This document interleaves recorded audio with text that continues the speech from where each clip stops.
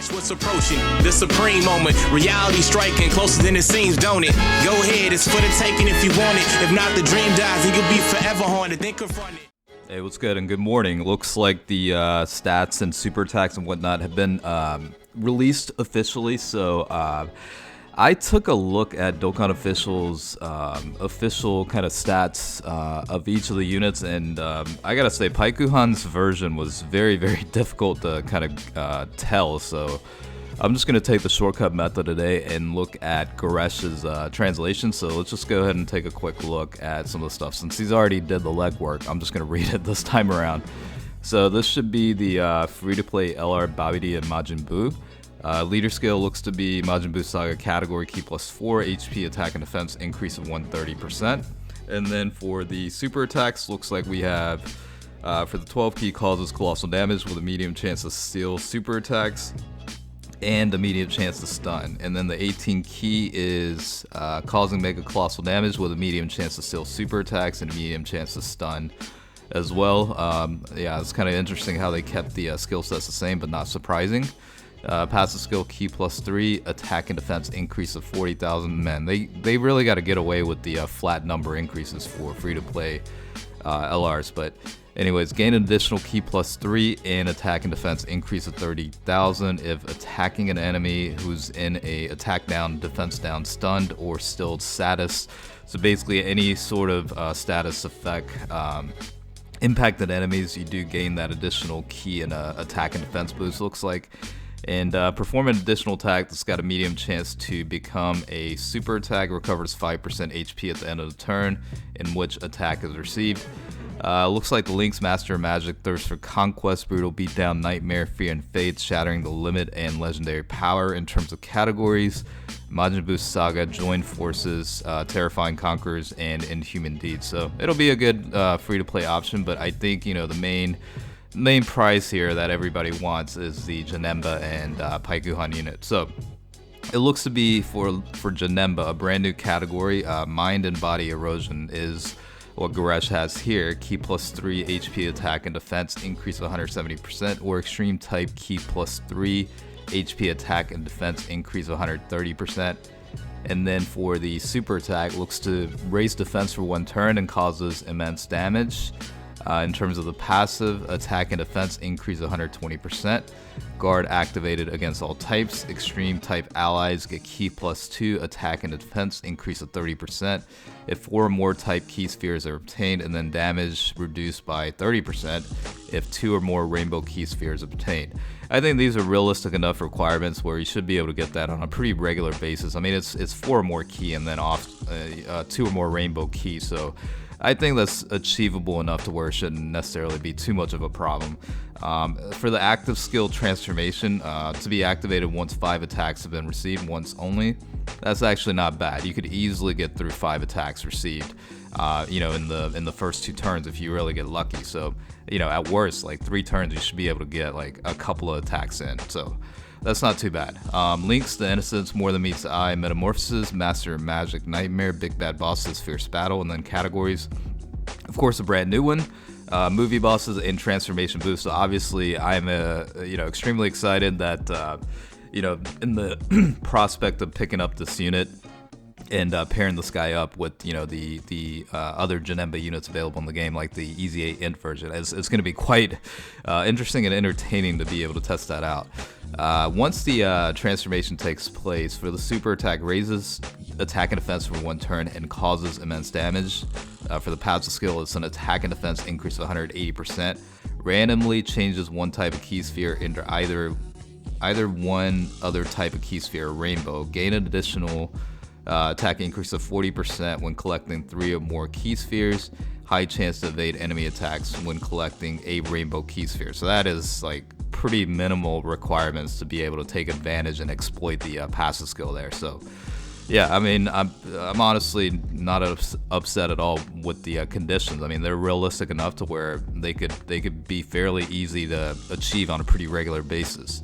Now, I don't think the links necessarily change. I guess it does. Master Magic becomes Shocking Speed, but everything else should be pretty close in line. All right, let's take a look at the Paikuhon unit.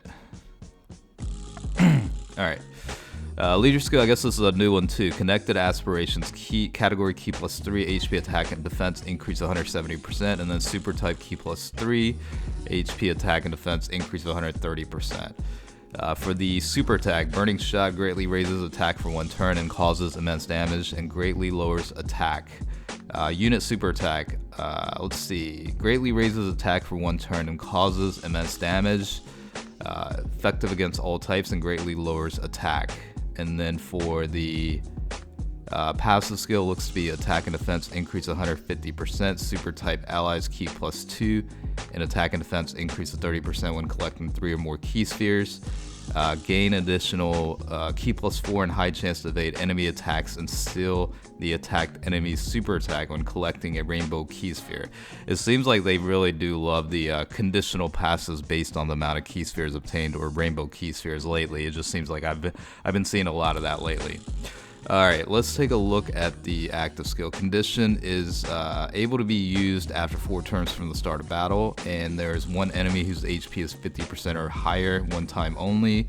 Ability is going to skips 1 targeted enemy's attacking turn. That's actually pretty interesting, especially for like the tougher battles. Obviously, you can only apply this after 4 turns from the start of battle, so not necessarily a location like Super Battle Road where you see, the most benefits out of it, but for longer dragged out battles, if you really are trying to nullify a single targeted enemy's attacking turn, that's the way to go about it. That's actually quite interesting. So it'll be interesting to see how this plays out in terms of like the actual testing of the unit, I guess, so to speak.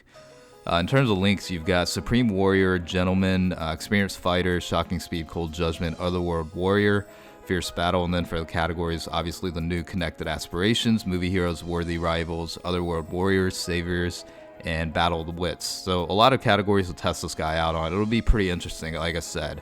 They're certainly pretty interesting stats and whatnot, so I'm quite curious to see how this plays out. Now, if we go into the game, there's a couple of different announcements. Some of these overlap, but this one is not included anywhere. So this is the new story event where you can actually Dokkan Awakening Veku. So right here, leader skills, fusion category key plus 2 HP attack and defense increase to 30%. And then this is the Dokkan Awakening state at TUR at max level 120. I'm quite curious how this guy is going to be. I'm probably going to end up grinding for this guy just because I like troll units, and this is kind of falling into the condition for that. Yeah, it'll be quite interesting to see how this guy works.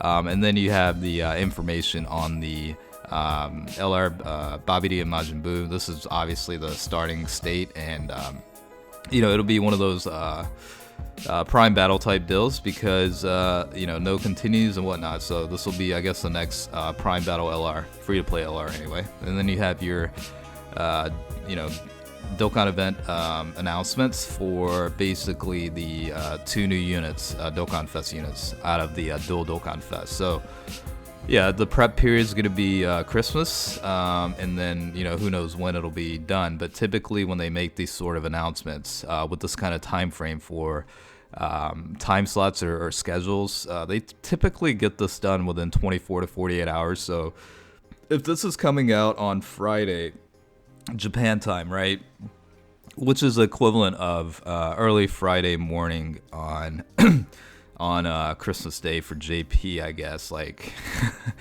hopefully it doesn't come out during Christmas. Maybe they thought about this where, they're gonna do the preparations during, the Christmas Day, and then the next day it'll be available, so it doesn't mess up everybody's schedule, in terms of like spending time with family and whatnot. So hopefully that's the case here, but we'll have to see. I don't know. Dokkan is kind of notorious for scheduling at the worst times, but I guess from their perspective, it's like prime time to schedule it during that time, since it is like the holidays and they expect a lot more activity and whatnot. So, it'll be interesting to see how this plays out. I think the 2 new units are quite unique. To be 100% honest, I am definitely curious more so on testing Janemba out. I mean, I'm a little bit biased toward extreme type units anyway, but the Conquest of Terror and Transformation Boost category setup happens to be one of my favorites in the game. So with that being said, obviously I built my team pretty well because of that. So he does,